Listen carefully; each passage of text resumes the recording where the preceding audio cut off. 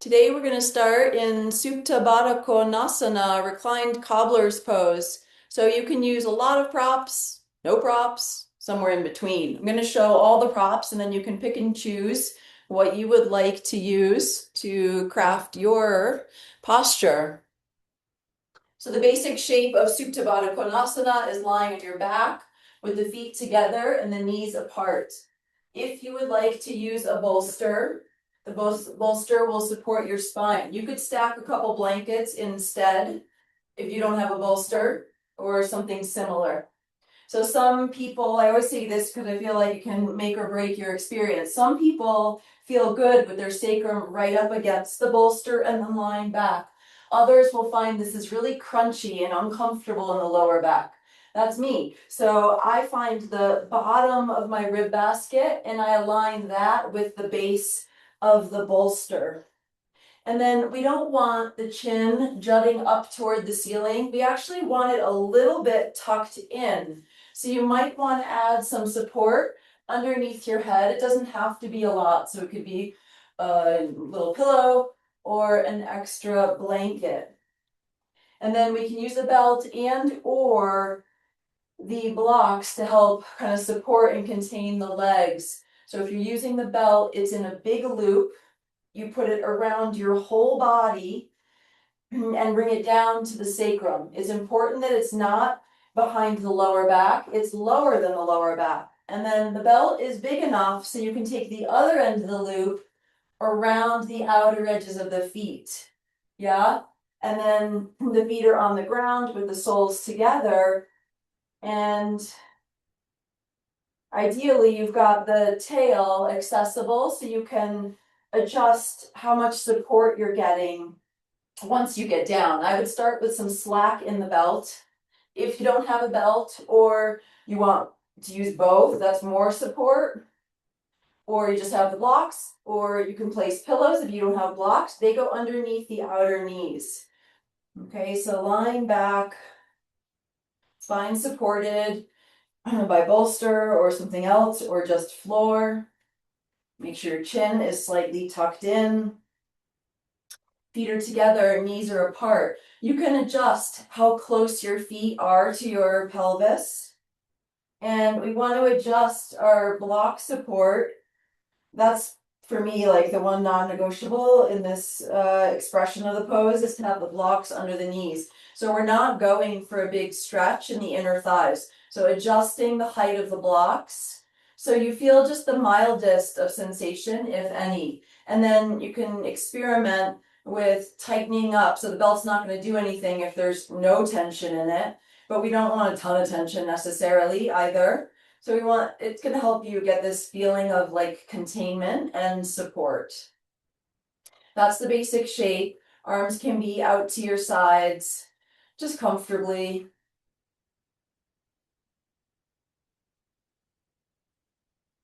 If you had extra blankets, if your arms and shoulders were hovering away from the ground, I would place blankets under my arms as well.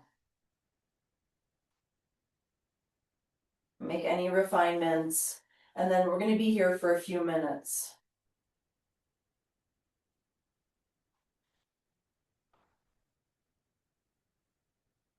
So as we always do in the beginning of practice, noticing where a body makes contact, in this case with not just the earth, but maybe also props.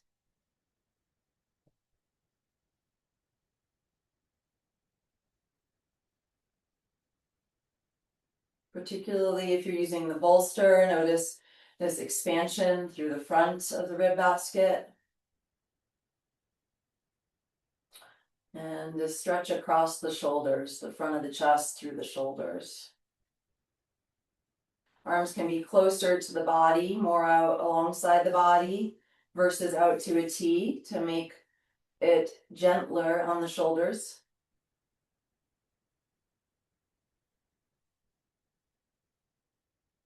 Notice the touch of air on your skin.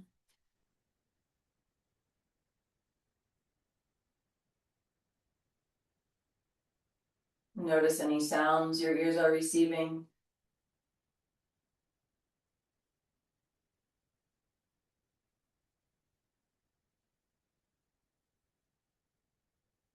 And notice the inner landscape. That might be a busy mind,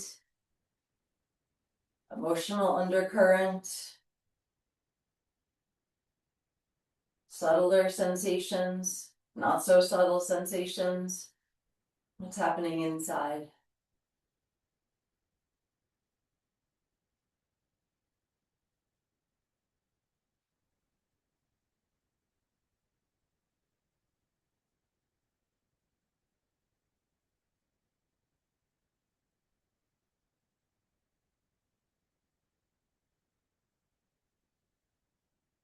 Noticing the breath.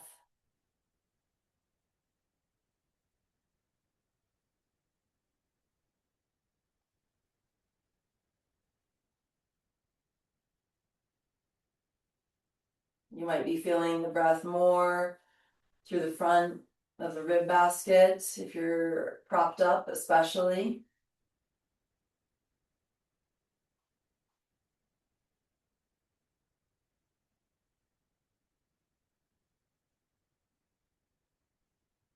You could encourage the breath a little bit more into the back if it feels lacking there.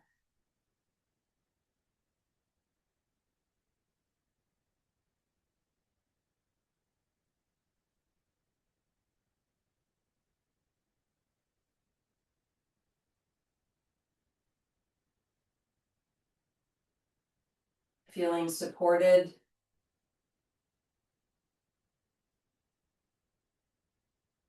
Practicing presence.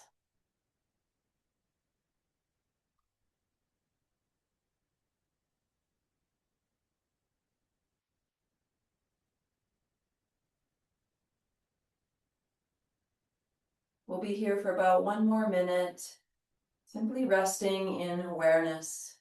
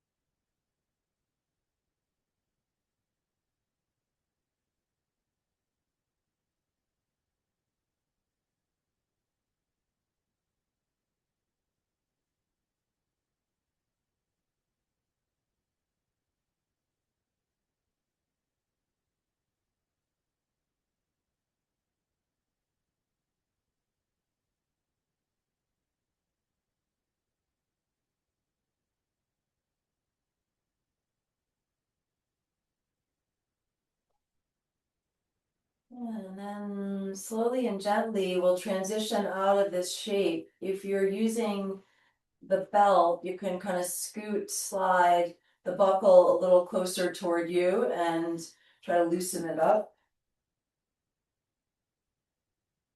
And then remove your feet from the belt. You can straighten your legs. There's no hurry here, we're just taking time. And then when you feel ready, make sure your blocks aren't in your way. Plant your feet and roll to your side. Or you could come straight up. We want to tuck the chin, maybe even support the head with the hand, or roll to your side, coming up.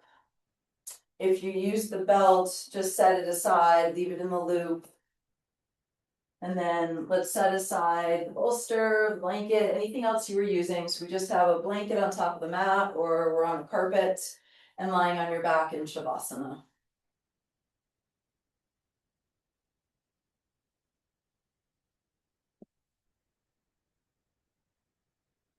Allowing the body to respond, notice any kind of echo or residue from a previous shape.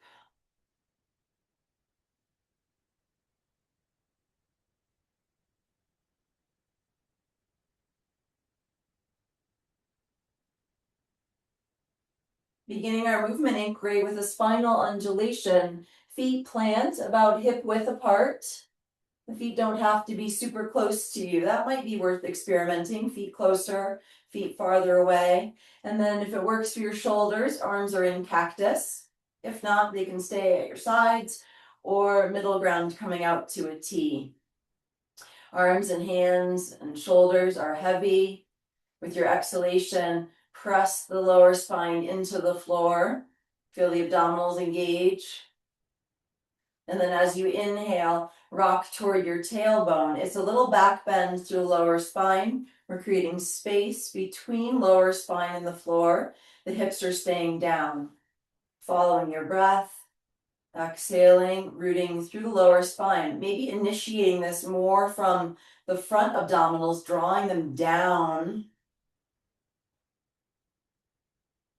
Let the belly inflate on the inhale. Abdominals engage on the exhale, not just at the navel, but above, below, and either side of the navel. So below the ribs, above the pelvis. A couple more times.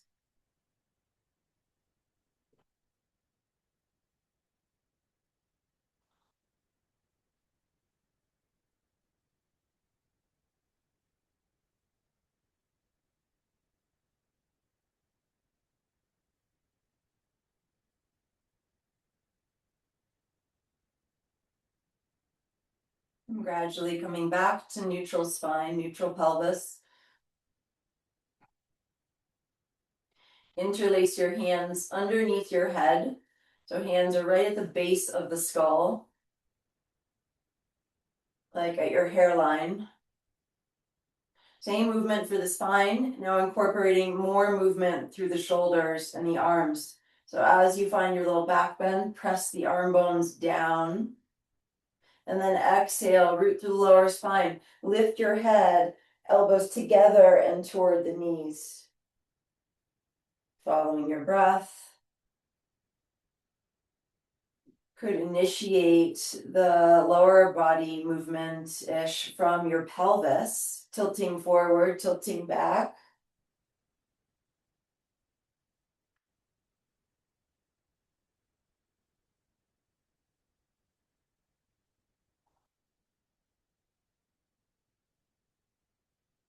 When you feel inclined, bring the exhale shape across the midline, so elbows toward one hip. Hips stay stable. Don't lift one hip to make more of the twist. Each time you come up, switch the hip you're reaching for. Try to peel the shoulder blades up off the ground.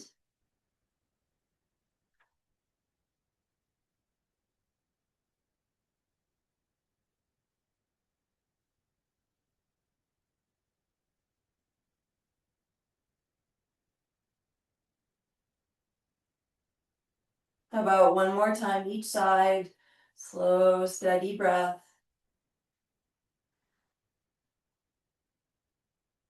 Might not always be steady. We want to allow for this organic quality of the breath. It's like intuitive call to breathe out for a longer period of time. Or take a bigger or smaller breath in. Next time you curl up, we're going to stay up and tack side to side. So elbows toward one hip, then the other, back and forth. Doesn't have to be a big movement. Shoulder blades lifting.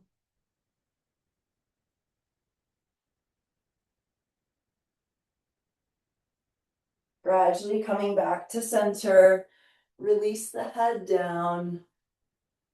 Release the arms. Slide your legs out straight.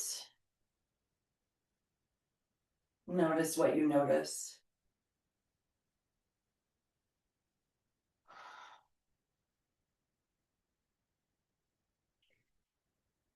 Hey, if you've got a long belt, I'm going to show you kind of a unique or different way to use it for Supta Parangushtasana. So it's not crucial, it's just an option here. If you've got a long belt, I would say like 8 or 10 feet, and you've got the loop going. We're gonna make the loop really small now. Just bear with me for a second. If you're not using a belt, it's not gonna be a deal breaker for you. So the loop is small. Any belt or scarf will do. We're gonna take the belt around the left foot. But then we're gonna take all the tail underneath the upper back. So the tail comes out on the right side. And it's not down low underneath the lower back. It's like just beneath the armpits, underneath the shoulder blades. Okay, so we've got some kind of connection here, maybe with this different configuration. And then you can pull, so the belt's around the left foot, you can pull with your right hand over to the right to create tension in the belt. Let's straighten the right leg and open the left leg out to the left. So left hand can be on the left side of the belt, right hand on the right side of the belt. Or if you're not using this configuration, you just got this normal setup of belt connecting left foot to left hand. So I like to have my left elbow down, left upper arm down. And if you don't have this different configuration, you could even take left hand to outer left leg to kind of prop it up. So just notice now if the right side of the pelvis tipped up and you're weighted more heavily into the left side. You can even take a look, like lift your head and look and see like, oh yeah, I've tipped over to the left. Let's not do that. So let's try to come back to center so the pelvis is neutral. You can find that triangle table too. So pubic bone and frontal hip points in the same plane. That might mean you have to send your pubic bone a little further away from you. And that will mean that there's now space between lower back and the floor. We're going for a moderate stretch here. If you're feeling it all in the knee, I would bend the knee and or squeeze the thigh and or come a bit out of the stretch. So you feel it more in the belly of the thigh, more in like this middle, bigger part of the thigh.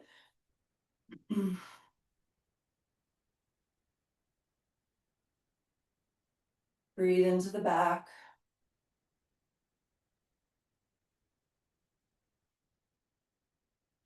Maintaining that tension on the belt with the right hand if you wove the belt underneath you. Last couple breaths here.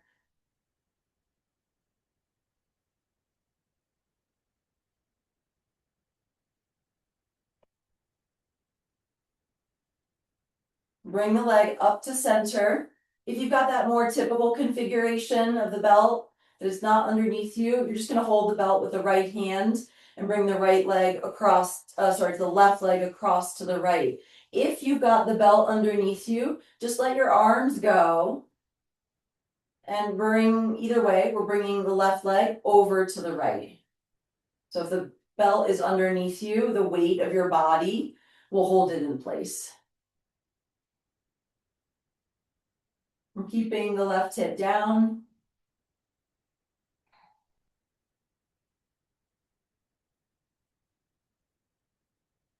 Breathing into the back.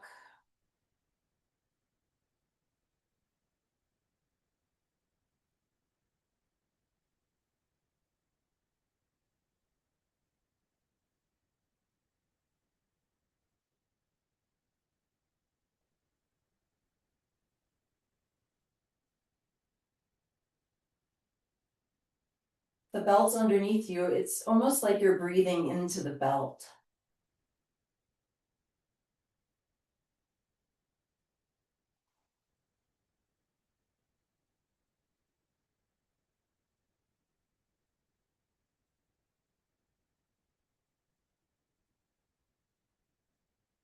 Let's bring the leg back up to center.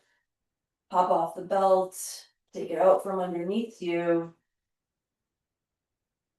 And let's go to the second side. So if your belt is shorter or you don't have a belt, you've got a towel or a scarf, it's simpler. We'll have the right leg up and connecting right foot to right hand. We want to avoid rounding the spine to satisfy the ego and hold the foot. Some of you can do that for sure, but just be more interested in alignment than the picture. So the belt's around the right foot. If you've got this fancy configuration, you thread the tail underneath the upper back over to the left. So I've got a grip on the tail with my left hand, and I'm holding the belt also with the right hand. You can slide your left leg out straight, and then you kind of control the opening with the belt. Right upper arm can be on the ground. You could support the leg itself with the right hand if that's better for you. Take a look. It might feel, your pelvis might feel level, but it actually isn't. So we don't want this left hip to lift up relative to the right hip.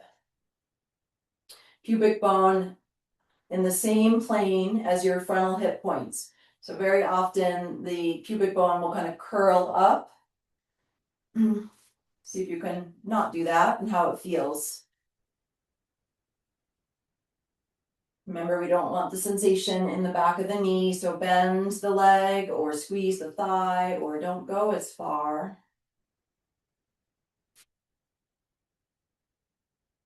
Focusing on the breath now.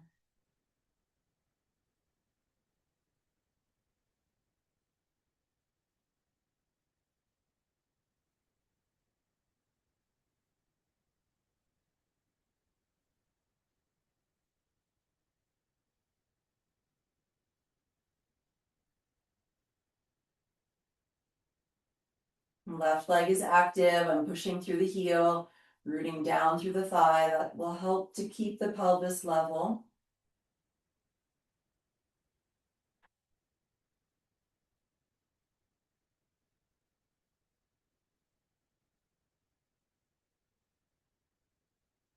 Gently, carefully bring the leg up to vertical.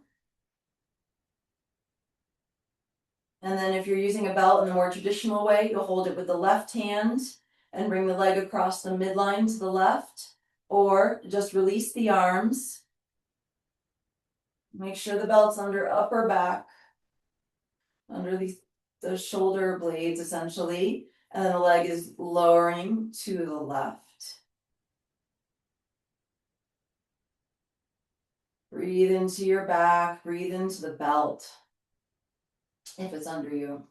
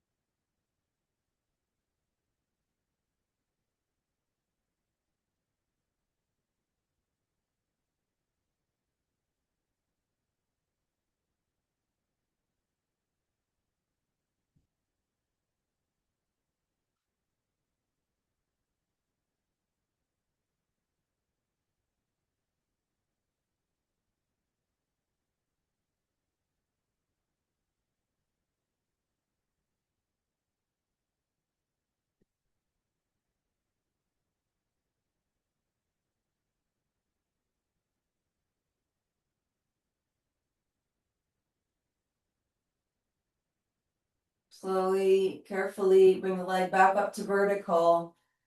Remove the belt out from under you. You can just completely set it aside.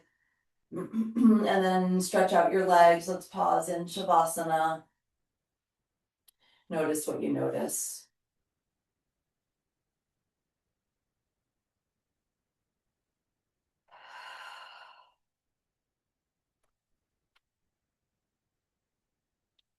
Okay, let's plant both feet.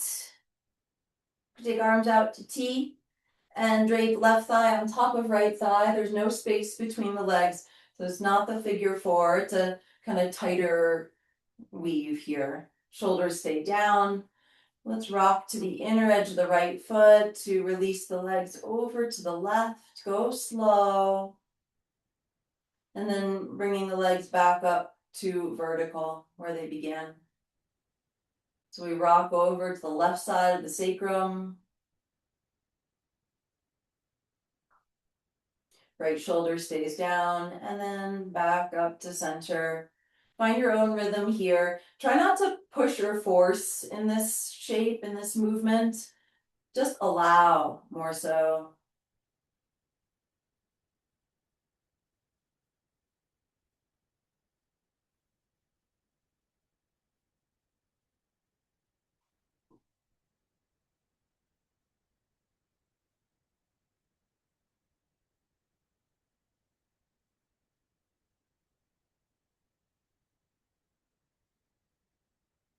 A few more times. Of course, there's lots of ways you can work with this. One is to make it more of a back bend shape by lifting the spine away from the floor, bringing it in toward the front body. Or you can work to keep the ribs down and make the movement more about the hips.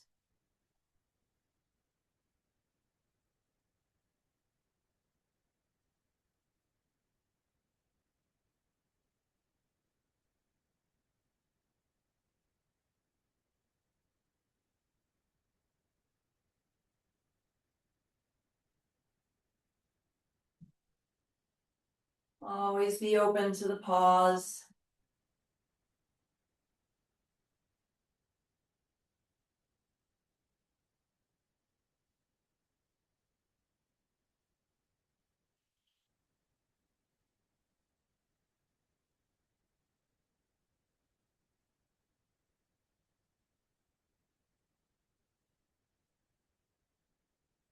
Next time you're back to center, switch the cross of the legs. Right leg is on top, dropping to the inner edge of the left foot, knees release to the right. And then back up to center, shoulders are staying grounded. Go easy.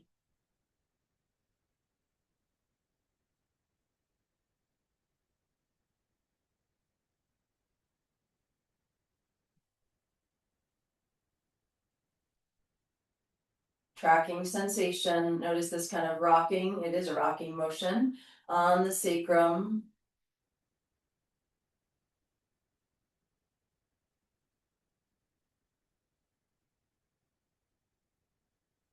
Sensation will change if you make more back bending or drawing spine in toward the front body and strongly arching the spine away from the floor versus keeping the ribs down and in.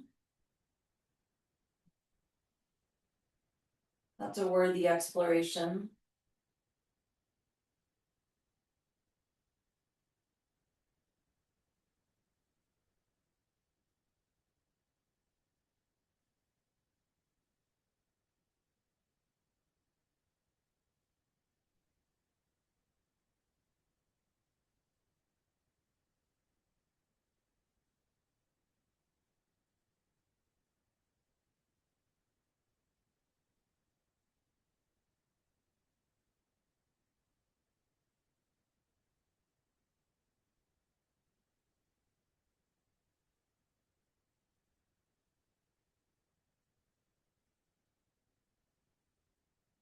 Couple more times on this side.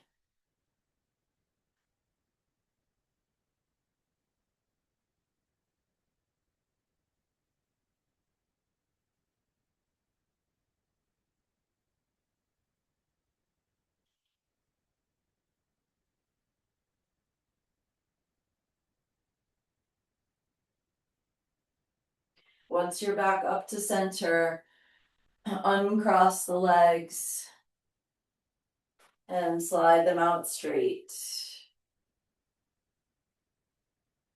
Slide both legs to Baddha Konasana, so the same shape we started in. We'll slide in and out, sliding outer edges of the feet along the floor to bend the knees directly out to the side.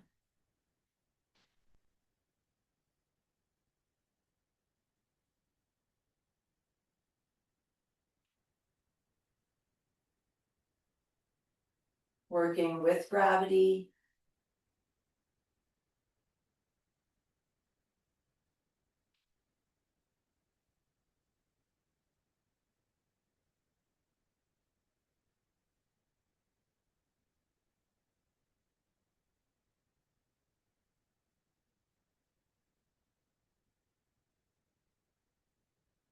Couple more times, go slow.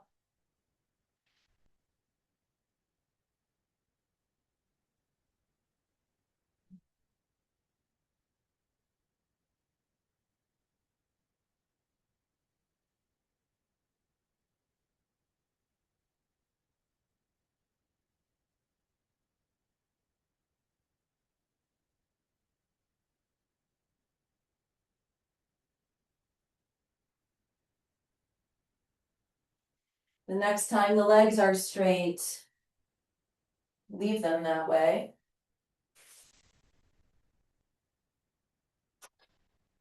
And then roll onto your belly.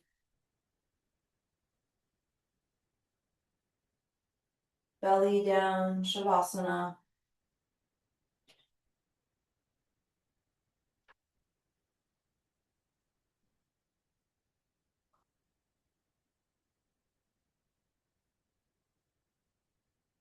Let the body drop.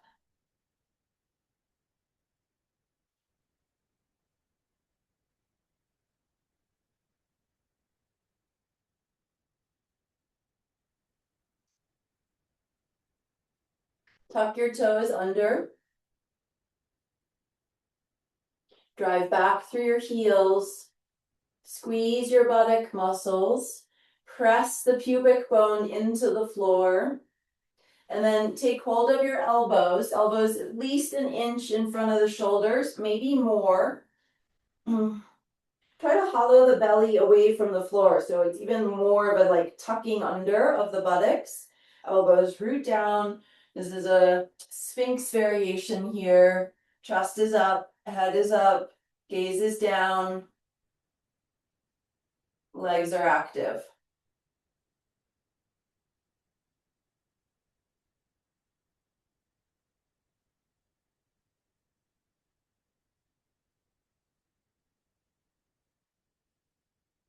Lowering down. You can untuck toes and stack your hands if you like.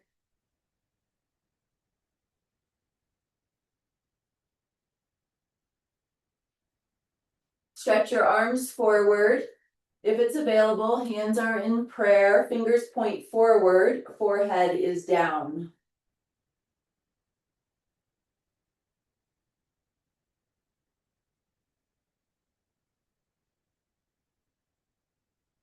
Tuck your toes under. Same engagement through the lower body. So press back through the heels, squeeze the glutes, root the front of the pelvis into the floor, and then bend the elbows. So head comes, let's leave head down, forehead down, elbows bend, so fingers points up toward the ceiling. And then maybe you slide the elbows a little bit forward, but let's not sink into the shoulders. Let's press the elbows down. Try lifting the lower abdominals away from the floor. So like tucking the buttocks under.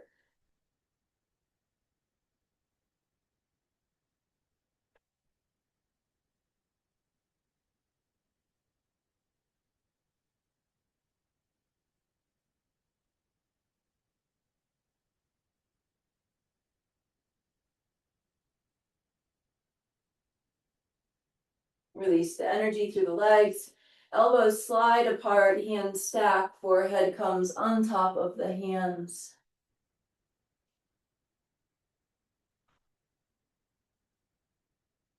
Bring your left leg into Baddha Konasana. That's it. We're going to tuck the right toes under. Push back through the right heel. So now we're engaging in particular the right glutes. Take hold of your elbows. Maybe they stay far out in front of you. That'll be gentler. Root down through the forearms. Draw the shoulders down away from the ears. Draw the lower belly in. Keep squeezing right buttock. Gaze is down.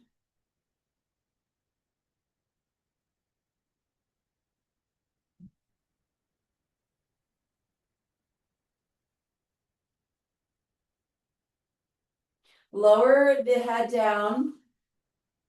Let's keep right toes tucked And let's try to straighten the left leg out to the left. So you don't need to go and catch the foot or use the belt.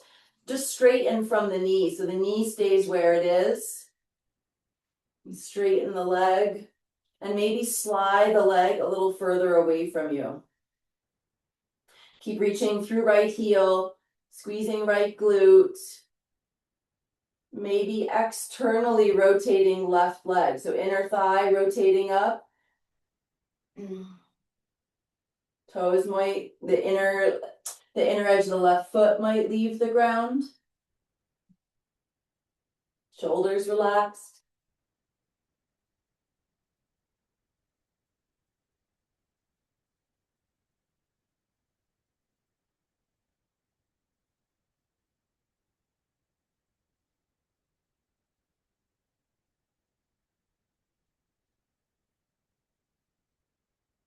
Okay, and then you can relax the right leg and re-extend left leg back behind you.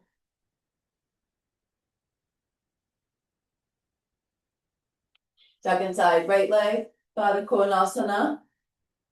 Same shape we've been working with quite a bit this class. Tuck left toes under. Stretch back through the left heel, squeeze the left glute, and then take hold of your elbows to prop yourself up. That's it. Draw the shoulder blades down the back.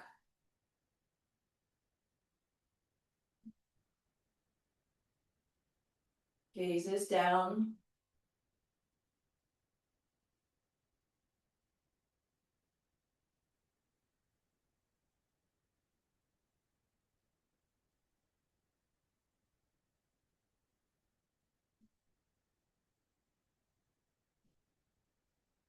Release your head and upper body down. Keep the left toes tucked under, and then just basically keep the right knee where it is and try straightening the leg. It might not get all the way straight. You can try sliding the leg a little bit away from you, just whatever direction it's facing. Maintaining that energetic work through the left leg, through the left buttock. Relax the shoulders. And then you can maybe add some external rotation of the right leg. So inner thigh rotating up, the inner edge of the foot might leave the ground.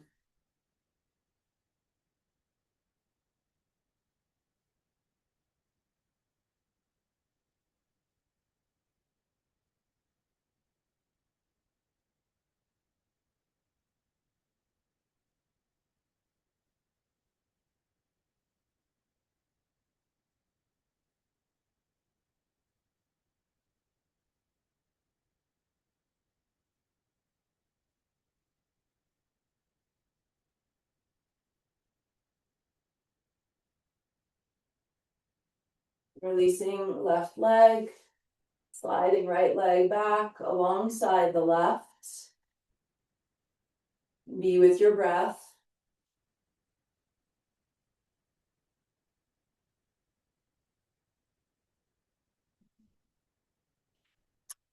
And then from here, roll onto your left side.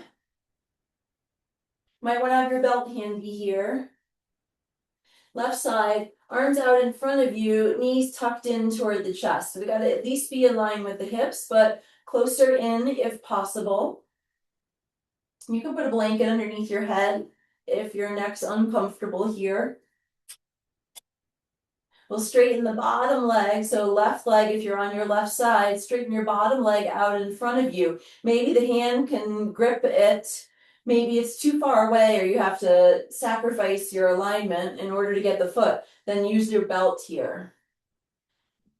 Okay, so you can get a little push-pull action of the hand or the belt and the foot. That's it. And then we're going to stretch right arm and right leg up toward the ceiling. Plant right foot close to the right sitting bone and open right arm to the ground. Keep energetically reaching through left leg. The knee could be bent. And then really push right foot into the floor. You might even be able to squeeze right glute a little bit, activating right buttock. And as you press the foot into the floor, reach the knee forward, away from you.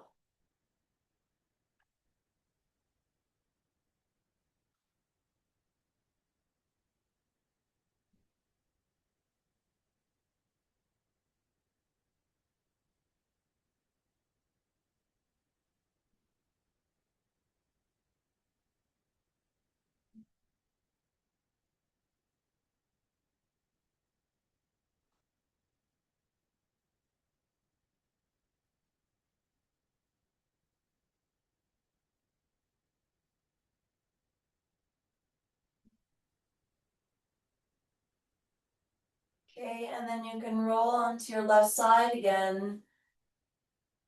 Bend both knees.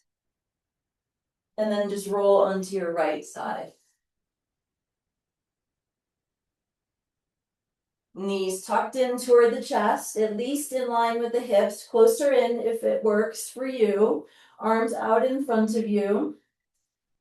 Straighten your bottom leg, so if you're on your right side, it's your right leg straightening.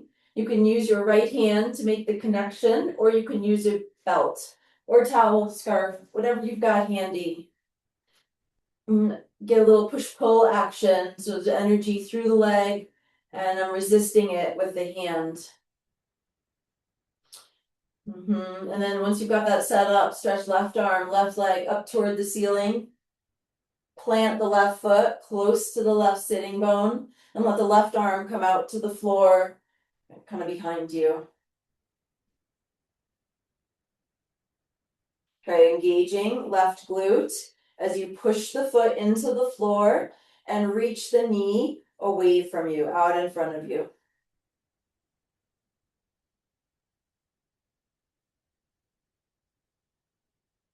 Breathe into the back ribs. Feel free to bend right knee, particularly if all the sensation is in the knee.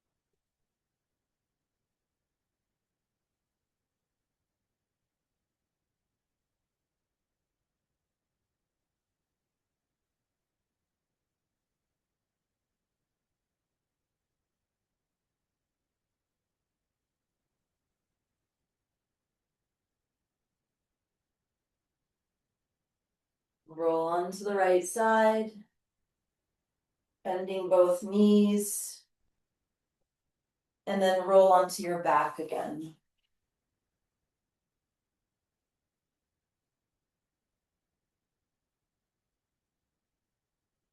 Have your belt handy.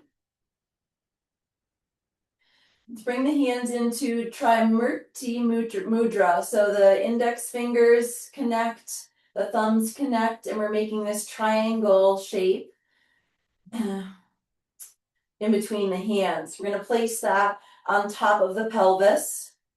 So the fingers are on the pubic bone and the heels of your hands are on your hip points. Should be those bonier feeling points in the front of your body. And then try scooting, so feet are planted here. Let's scoot the feet far enough away so that it makes it a little bit easier for that triangle to be flat. So commonly what will happen is the pubic bone, and thus the fingers, will be higher up than the hip points. Make it level, and that is going to create a space between your lower back and the floor. Okay, we're going to keep that triangle. Let's just keep the hands on the pelvis for a moment. Bring the knees in and then the legs up. So you might not get all the way to vertical. See how straight or how up the legs can be without losing that neutral pelvis.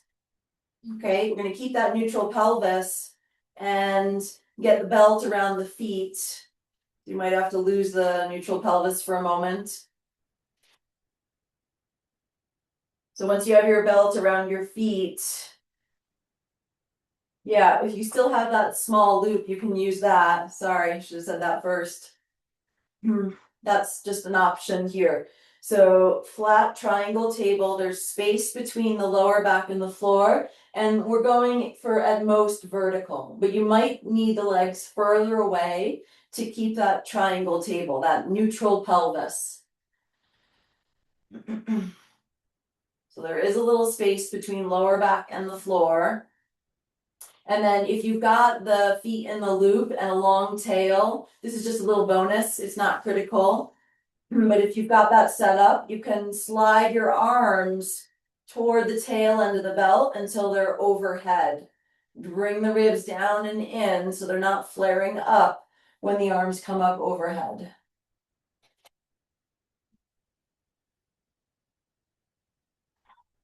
There's tension in the tail of the belt if this is your configuration. Knees could be bent if they need to.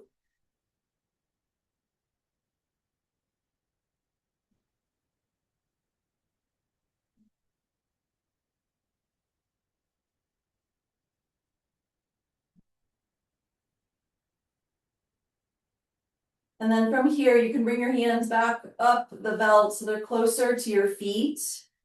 Maintaining your triangle table, maintaining your neutral pelvis, maybe bringing the legs closer in, but not at the sacrifice of neutral pelvis.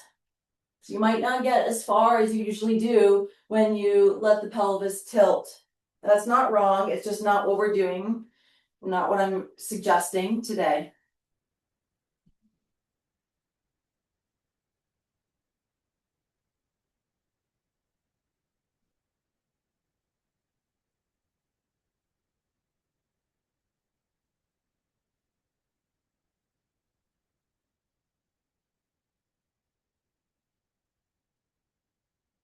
Okay, and then from here, you can set the belt aside and bring your feet down to the ground.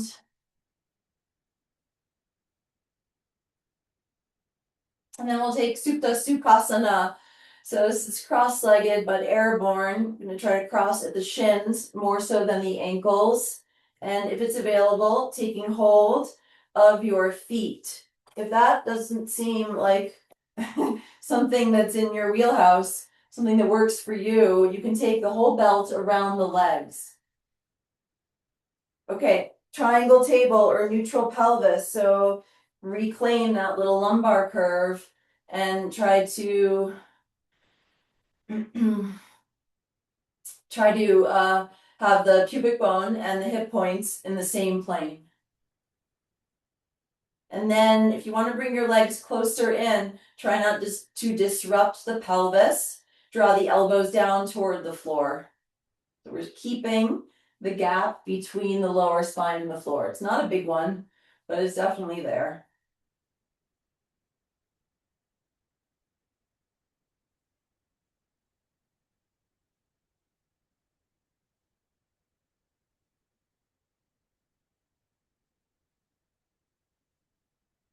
Try straightening the legs a little bit, not all the way, just somewhat. Maybe where you can still hold the feet and maintain your neutral pelvis.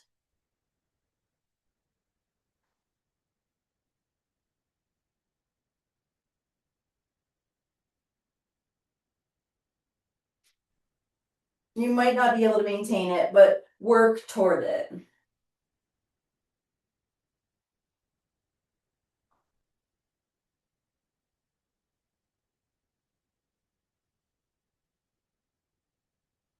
Release the feet so you can switch the cross of your legs. As it's available, we're crossing more at the shins than the ankles, so it's like a tighter cross. And experimenting with maintaining your neutral pelvis. Drawing the elbows toward the floor to bring the legs closer to you without curling the tailbone up.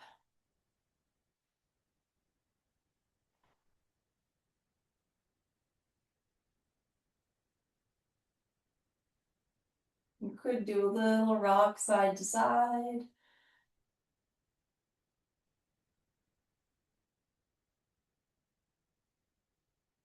And then perhaps straightering, so not all the way. Try to keep hold of the feet, or maybe you're using a belt.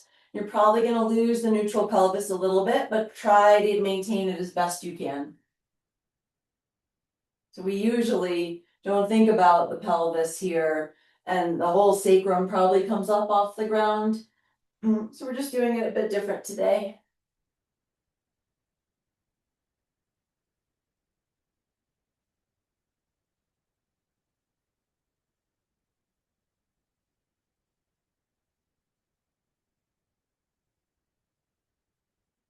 And then whenever you've had enough, release all together to Shavasana.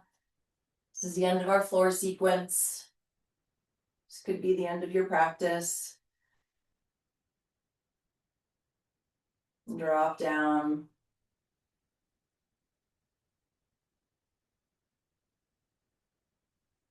What's here now? What's shifted? What's changed?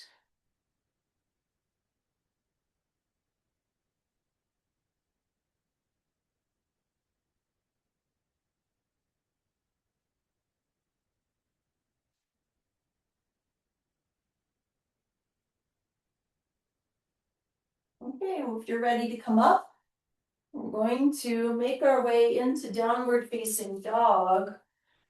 So you want to take any blanket or rug off of your mat.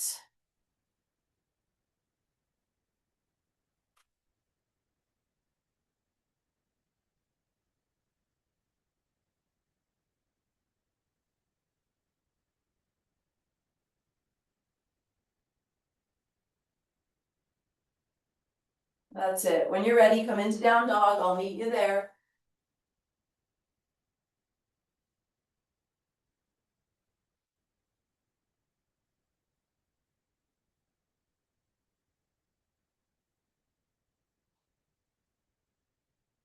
Really paying attention to how your hands are connecting into the floor. Push the floor away. Dial the hands outward. Knees can be bent. Knees don't have to stay bent, but I think it's really valuable to bend the knees, find more length in the spine, and then either keep the knees bent or don't. If the straightening of the legs creates rounding through the spine, then knees bent is your go-to. It's more about the spine than heels down to the ground.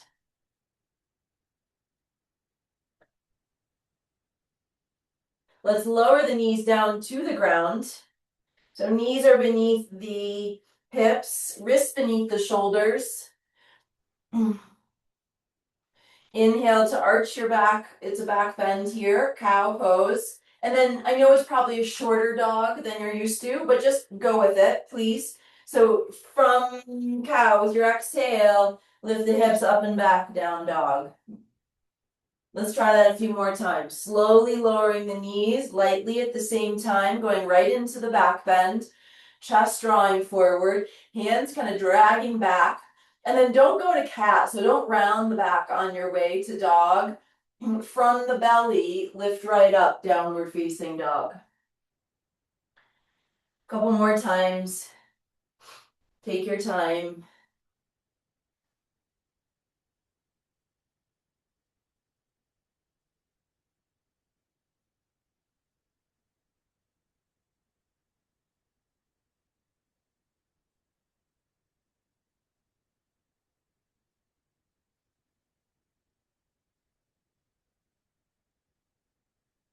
The next time you end up in down dog, pause.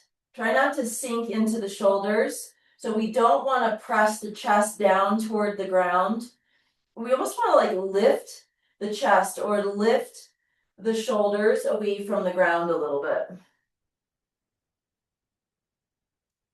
So we wouldn't want this like concavity from the fingers to the hips, from the hands to the hips on the back body, if that makes sense. Okay, now we're going to inhale forward to plank, so you might have to adjust to a longer stance, a longer stride. Shoulders directly over the wrists, push the floor away, dial the hands away from each other. Just a slight softening through the shoulder blades in plank. Engage your buttocks, engage your inner thighs. Take a breath in.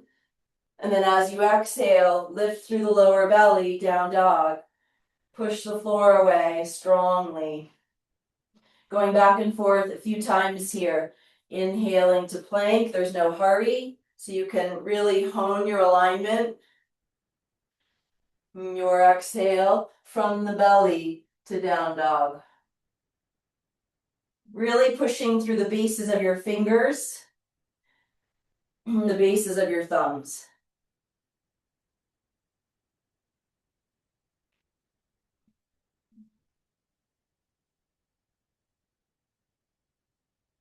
About one more time, and then we'll end in dog. Adho Mukha Svanasana, downward facing dog.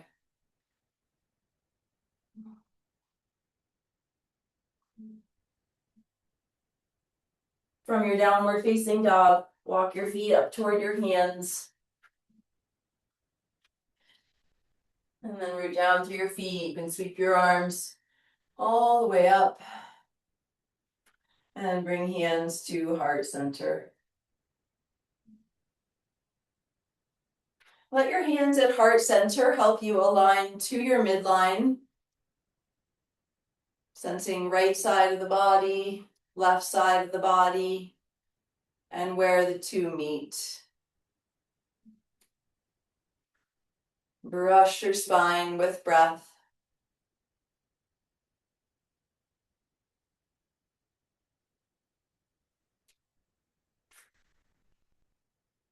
Okay, we're going to start with standing asana with side angle on the left side. Left leg is forward. You might want to have a block handy. So you could be longer stride, or you could be kind of shorter stride. It's good to vary it perhaps. Bending the left knee till it's directly on top of the ankle, either resting the forearm on the thigh with the hand up. I'm not weighting down or sinking into it. I'm still lifted and light here. If you would prefer, if it works for you, you can have your hand on a block to the inside or the outside of the front ankle. Try hugging your feet in toward each other and squeezing your back glute, so right buttock engaged. Okay, and then maybe left arm comes straight up, or it could go alongside the ear.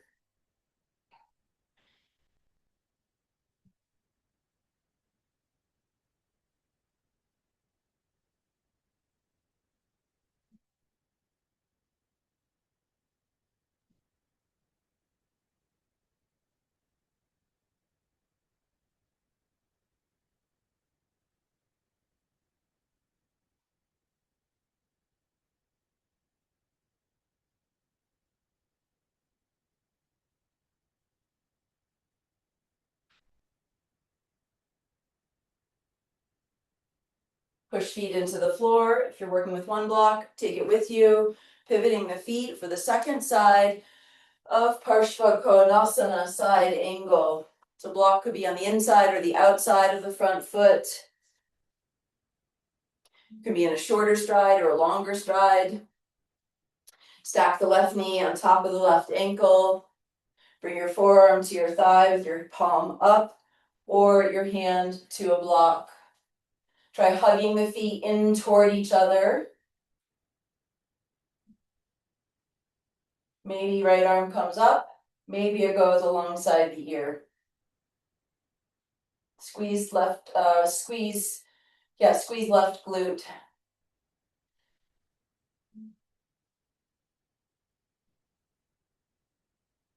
Long, slow breaths.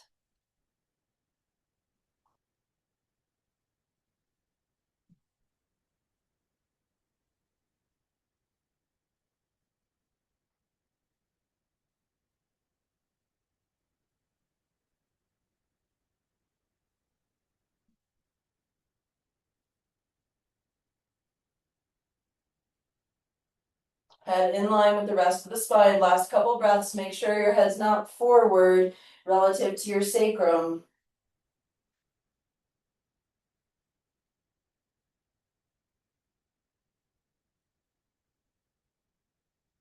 Root to rise. Let's bring the feet underneath the frame, coming back to mountain pose. Feel your feet. Feel your breath. Feel your energy.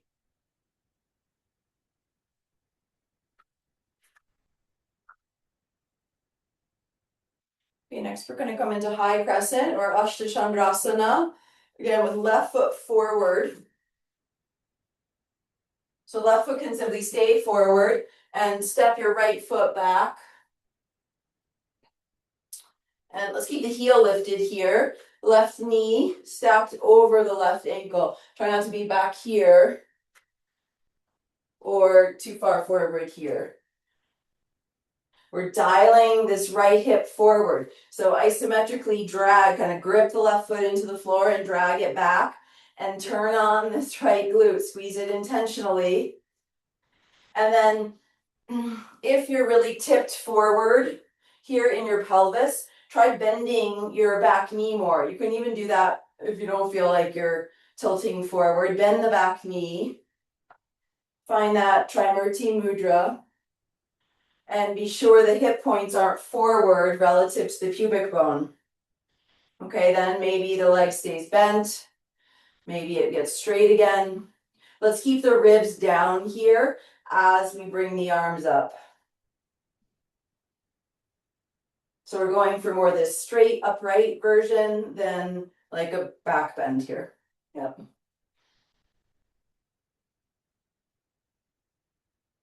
Reach through the arms, ground through the legs.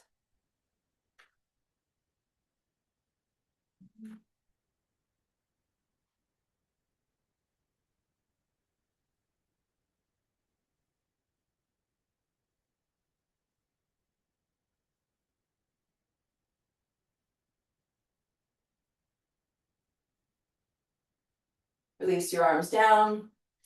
Step your back foot forward. Take a breath. And then big step back or some kind of side step back with your left foot for the second side. Keeping the back heel up and the toes pointing forward. Knee is stacking over the ankle. Gripping, dragging this front foot back and turning on your left glute. I don't know about you, but I had to keep reminding my right glute to fire on the other side. And then you can just sense in what's happening in your pelvis. You're kind of tilting forward, bend the back knee, find that neutral pelvis, then try re-extending through the leg. Keep engaging, left glute, dragging right foot back, ribs stay down, arms reach up. That's it. So more stability here in our high crescent lunge.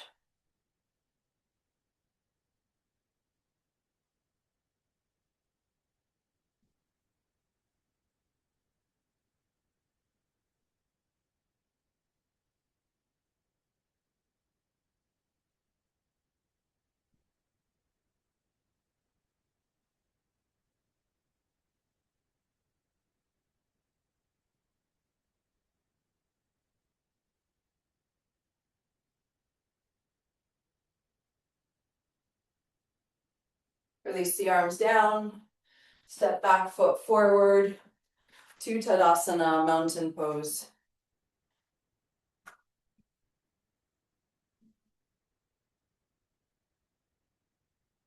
Okay, we'll keep the left foot forward.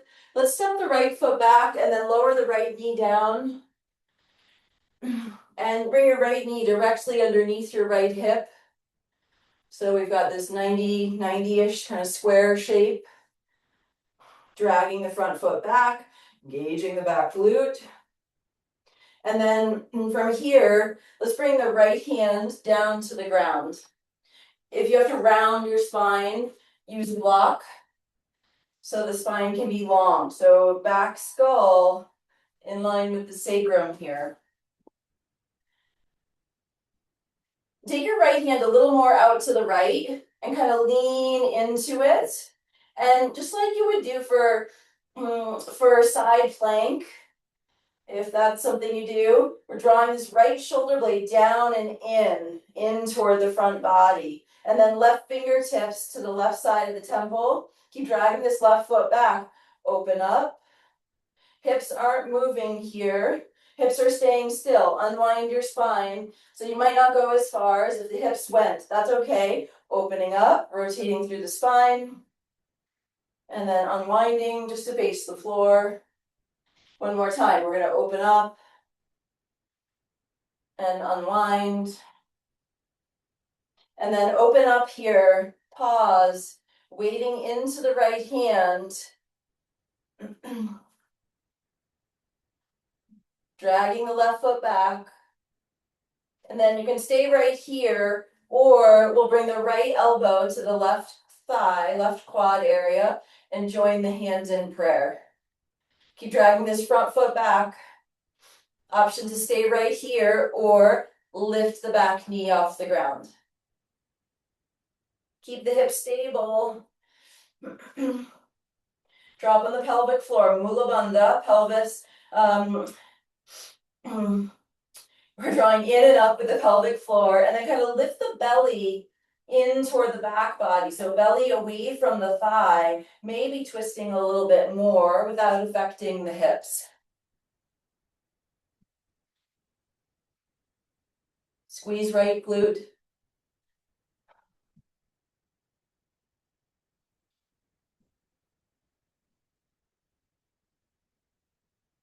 Unwind your spine, you can touch the floor, step the back foot forward, and let's rise up to stand. Tadasana, mountain pose.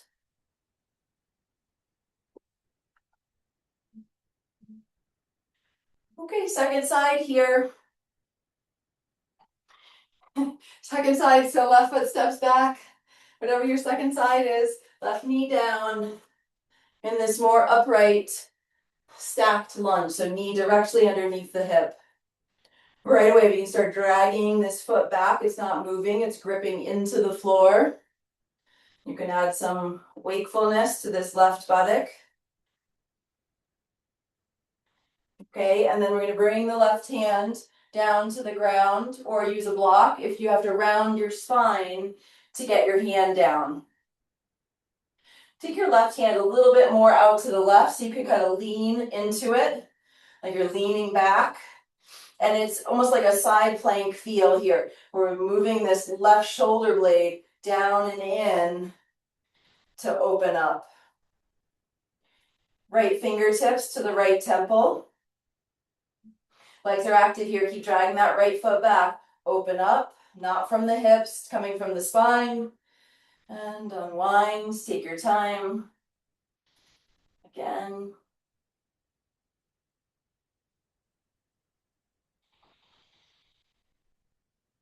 One more time, opening and closing.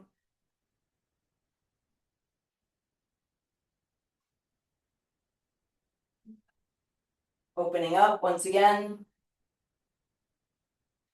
You can stay here, leaning into the left hand, drawing the left shoulder blade down the back. Or taking the left elbow to the right thigh, joining the hands in prayer. Go on dragging this right foot back. Maybe lifting back knee off the ground. In and up with the pelvic floor, this root seal.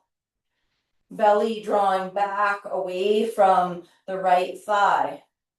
Those actions might give you a little more space to rotate.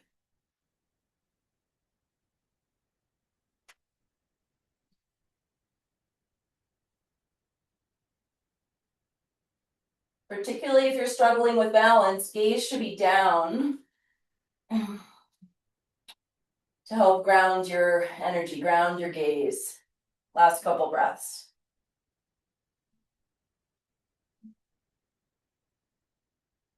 And then unwind your spine. Let's press back one more time to down dog.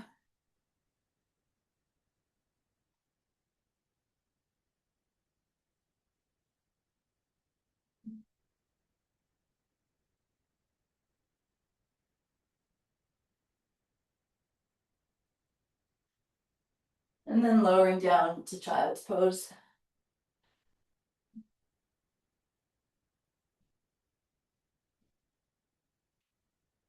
Great work, everybody. Be with your breath here.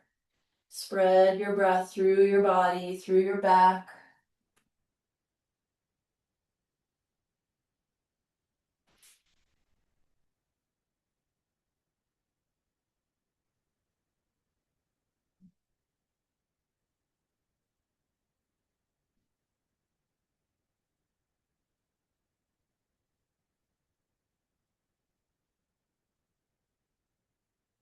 Gently rising up. Okay, we're going to do a supported bridge. You can do it the way you normally do it with just the block under the sacrum. I'll show you a variation with your bolster or biggest couch cushion could work. Okay, I guess I need to vacuum. So the block is on the low wide setting where it would normally be for your supported bridge, but usually place it after you get in. And then we're going to place the bolster on top, pretty much in the middle. So the bolster is lengthwise, mirroring the length of your mat. So what we're going for is this scap trap, it's called. So the top edge of the bolster will align with the bottoms of your shoulder blades. So it might take a little bit of shifting around here, but you set this up and then sit on your little seesaw here. Okay, and then as you lie back, top of the bolster is aligned with the bottom of the shoulder blades, and I put the block right in the middle, and that worked out really well for my proportions. So the block is underneath the bolster, but underneath my sacrum. You might have to shift and change it depending on your proportions. And if you're not working with a bolster, you lie on your back, lift your pelvis, slide the block underneath your sacrum, and here we are. So we're just getting a little bit more of this expansion through the front body and a little bit more of this opening, particularly through the chest and the shoulders. So this like unslouching shape.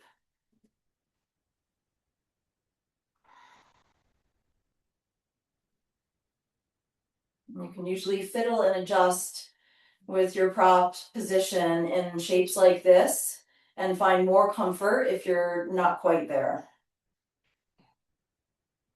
If it's too much with the bolster, just remove it, no problem. You can stay here with the feet planted or straighten the legs, heels on the ground.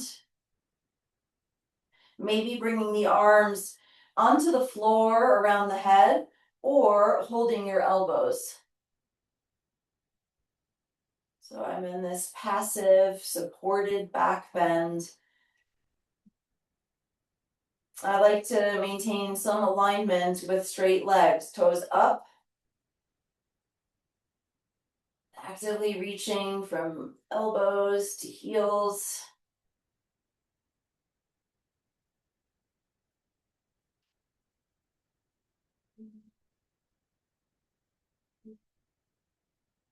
Might be getting a nice stretch through the hip flexors, the front of the hips.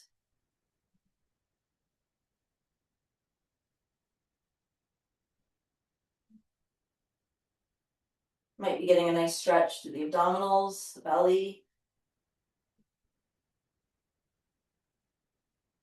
You might be feeling too much sensation in the back, in which case I would plant the feet again and bring the arms back down.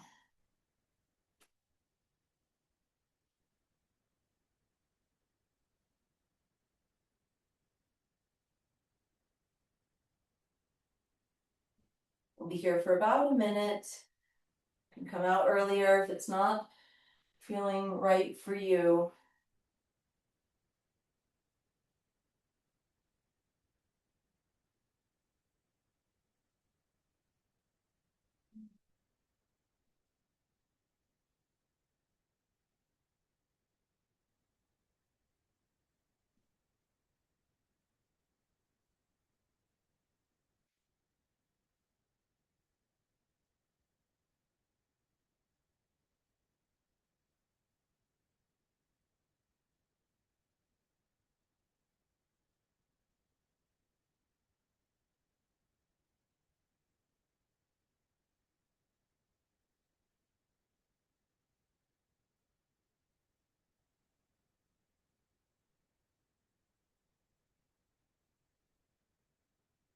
Okay, and then we'll gradually transition out of this shape.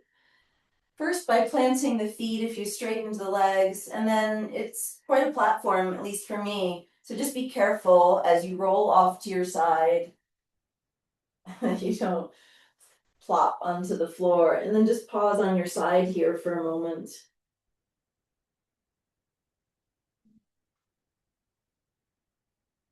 And then when you're ready, use your hands to press yourself up.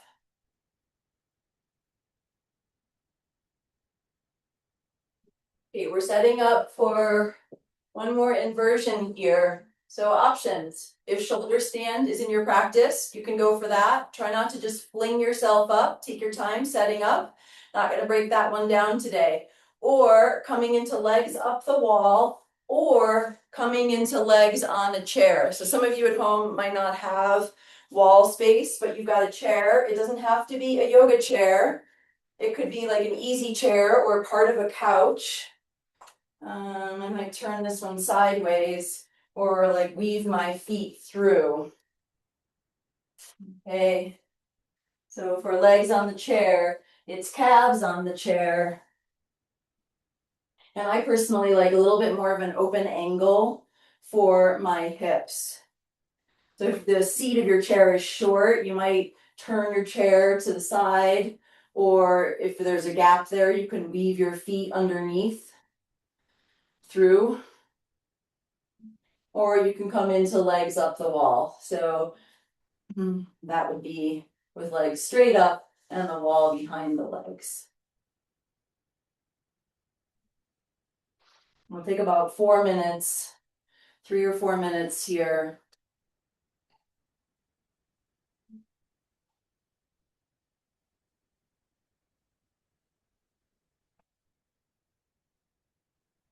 Depending on your proportions and the height of the chair, you might need to elevate your pelvis. Like if your legs aren't relaxing onto the chair, I would put a pillow or blanket underneath my pelvis so that the entirety of my lower legs comes to the chair. Or if you're very tall, you might need to put blankets on your chair.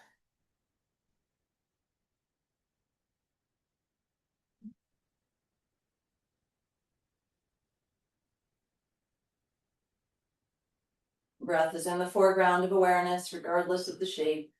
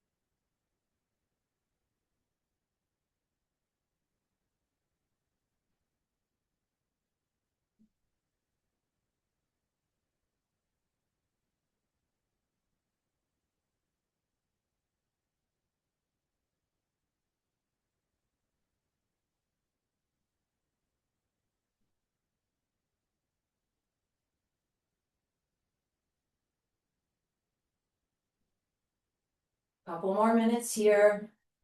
The mind's going on walkabout. Gently bring it back into the body and into the river of breath.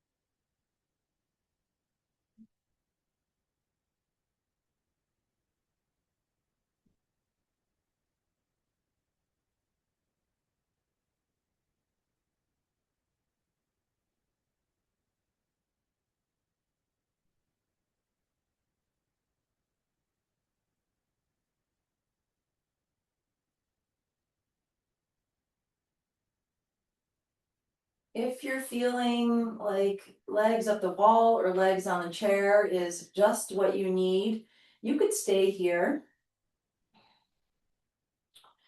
Or if you'd like to move into our traditional Shavasana shape, rolling to the side, scooting the chair away or scooting yourself away from the couch and lying on your back or on your side or on your belly, whatever is easy,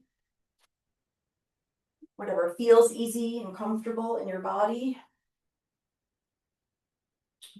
or resting in stillness.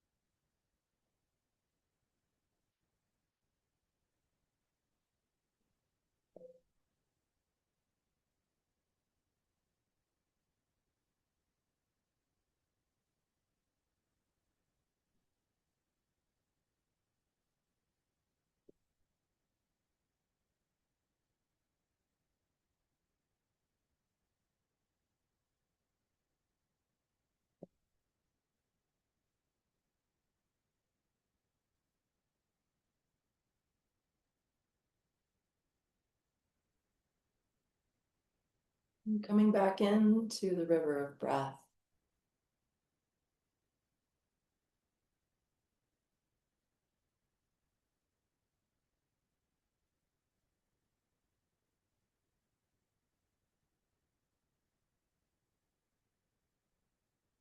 If you're ready to conclude your Shavasana, you can start to move and stretch, reawakening your physical form.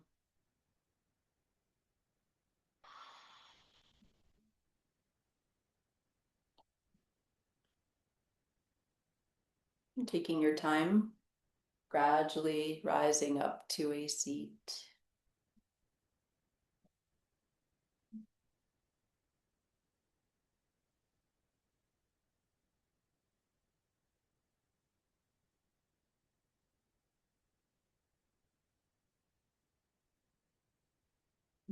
Joining hands, palms together at heart center.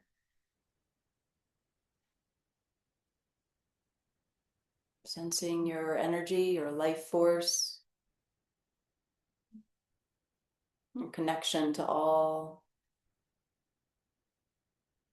things, all beings, everything.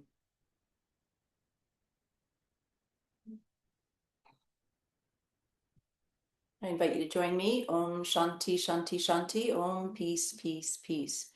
Taking your breath in.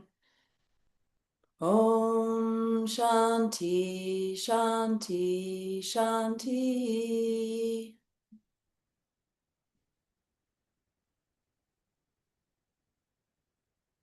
Thank you.